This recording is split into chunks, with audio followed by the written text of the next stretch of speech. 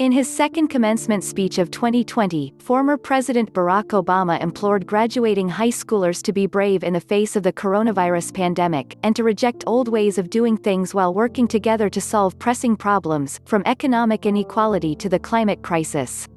"If the world's gonna get better, it's gonna be up to you," Obama said during the television special, Graduate Together, on Saturday. "Leave behind all the old ways of thinking that divide us, sexism, racial prejudice, status, greed. And set the world on a different path."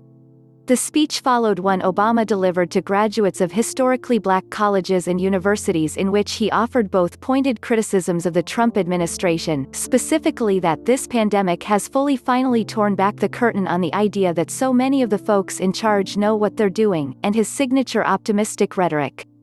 Saturday evening's remarks also contained a few gentle rebukes of the Trump administration, with the former president telling the graduates that adults don't have all the answers.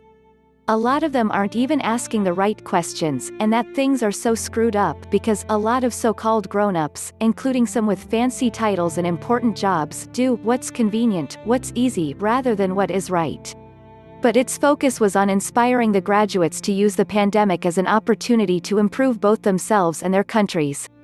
"Your graduation marks your passage into adulthood," Obama said, noting that passage can be frightening, but arguing that with adulthood comes new agency. "With all the challenges this country faces right now, nobody can tell you, 'No, you're too young to understand,' or 'This is how it's always been done.'